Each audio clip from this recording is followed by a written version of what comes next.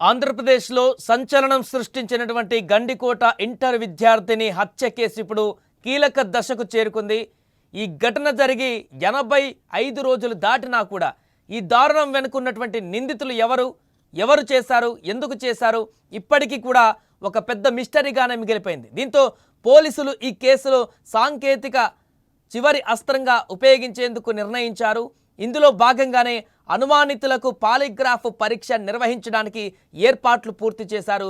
July 14న Kadapa జిల్లాలోని చారిత్రక ప్రాంతం గండికోట పరిసరాలలో ఇంటర్ చదువుతున్నటువంటి యువతి దారుణ హత్యకు గురైన విషయం 2 తెలుగు రాష్ట్రాలలో సంచలనంగా మారింది. ఈ ఘటన అప్పుడు తీవ్ర కలకలం రేపింది. పోలీసులు అన్ని కోణాలలో దర్యాప్తు కూడా చేస్తున్నారు. ఈ మిస్టరీ ఛేదించేందుకు పోలీసులు ఆధునిక సాంకేతికత పైన దృష్టి సారించారు. ఈ హత్య కేసుకు సంబంధించి పోలీసులు పలువురిని అనుమానించారు.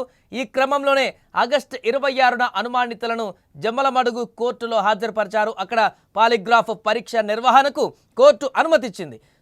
కోర్టు అనుమతి కోరారు. మృతురాలి కుటుంబ సభ్యులు ఇద్దరితో పాటు ఆమె స్నేహితుడు కూడా ఈ పరీక్షకు హాజరయ్యేందుకు జడ్జి ఎదుట అంగీకారం తెలిపారు. కోర్టు ఆదేశాల మేరకు ఆ 3 అనుమానితులను పోలీసులు నిన్న సోమవారం రోజున విజయవాడకు తీసుకువెళ్లారు. వారికి పరీక్ష నిర్వహించడానికి ముందుగా ఆరోగ్య పరీక్షలు కూడా పూర్తి చేశారు. ఈ నెల 9, 10వ తేదీలలో 3కి పాలిగ్రాఫ్ టెస్టులు చేయనున్నారు. ప్రస్తుతం ఈ కేసు గురించి మరిన్ని వివరాలు అందించేందుకు మా ప్రతినిధి సుదర్శన్ అందుబాటులో ఉన్నారు కడప నుంచి. సుదర్శన్, కడప గండికోట అంశం ఇప్పటికొక మిస్టరీగానే మారింది. కేసులో ఎంతవరకు వచ్చింది అప్డేట్, దర్యాప్తు ఎలా కొనసాగుతుంది?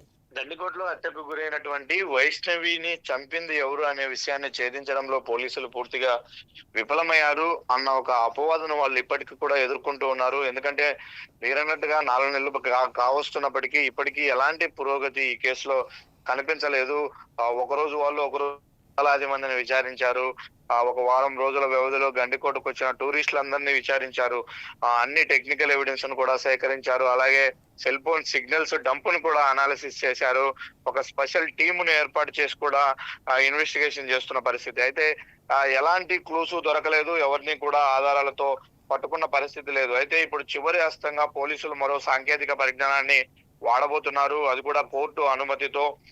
ఎవరైతే అనుమానితులుగా ఉన్నారో వాళ్ళకు పాలిగ్రాఫ్ టెస్ట్ నిర్వహించాలి అని పోలీసులు నిర్ణయించారు. అందుకు సంబంధించి గతంలోనే గండికోట జమ్మలమడుగు కోర్టులో పోలీసులు ఒక పిటిషన్ వేశారు. దానికి సంబంధించి ఎవరినైతే చేయాలనుకుంటున్నారో పోలీసులు వాళ్ళు కూడా జడ్జి ముందుట పాలిగ్రాఫ్ టెస్ట్ కు అంగీకరించిన నేపథ్యంలో ఈ నెల 9, 10వ తేదీల్లో 3కి పాలిగ్రాఫ్ టెస్ట్ చేయబోతున్నారు. ఇలా 3లో 2 వైష్ణవి కుటుంబ సభ్యులు కాగా మరొకరు వైష్ణవి ప్రియుడు. అంటే ఆ రోజు ఎవరైతే లోకేష్ ఆ అమ్మాయిని గండికోటకు తీసుకెళ్లారో అతనితో పాటు వైష్ణవి కుటుంబ సభ్యుల్లో 2కి ఈ టెస్టులు నిర్వహించబోతూ ఉన్నారు. ఈ టెస్టుల ద్వారా ఆయన ఖచ్చితంగా వాళ్ళు చెప్తున్నటువంటి, అంటే ఈ పాలిగ్రాఫ్ టెస్ట్ అంటే అందులో విజయాలను వెల్లడించే అవకాశం ఉంటది. వాళ్ళు ఇచ్చే కీలకమైన సమాచారం ఆధారంగా నిందితులను పట్టుకోవడానికి అవకాశం ఉంటదని పోలీసులు భావిస్తూ ఉన్నారు. అయితే ఈ టెస్ట్ కంటే ముందు వాళ్ళ ఆరోగ్య పరిస్థితి పూర్తిగా ఎలా ఉంది ఏంటి అనేది అనాలిసిస్ చేయాల్సి ఉంటది. కాబట్టి నిన్న విజయవాడకు తీసుకెళ్లి వీళ్ళకు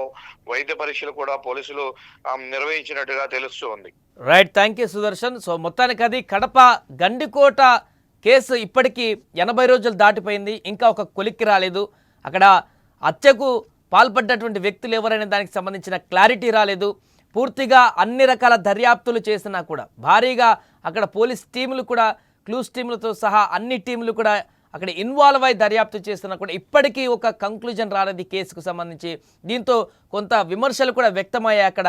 కానీ ఈ నేపథ్యంలో ఈ కేసుని ఎలాగైనా సాల్వ్ చేయాలని, ఖచ్చితంగా నిందితుడిని పట్టుకోవాలనేటువంటి కృత నిశ్చయంతో అక్కడ పోలీసులు కనిపిస్తున్నారు.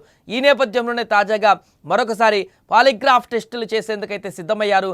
ఈ టెస్టుల ద్వారా కూడా కీలకమైనటువంటి సమాచారం బయటకు వచ్చే అవకాశం ఉంది. దీని ద్వారా అయినా అసలు నిందితులు ఎవరనేటువంటి విషయాన్ని అయితే గుర్తించే అవకాశం ఉంది. దీంతో చనిపోయినటువంటి వైష్ణవి, ఈ మర్డర్ చేసినటువంటి వ్యక్తులు ఎవరనేటువంటి విషయం బయట ప్రపంచానికి తెలిసేటువంటి అవకాశం ఉంది. ఇక దీంతోనైనా ఈ కేసుకు సంబంధించిన ఒక కంక్లూజన్ అనేది వస్తుందో లేదో అనేది చూడాలి.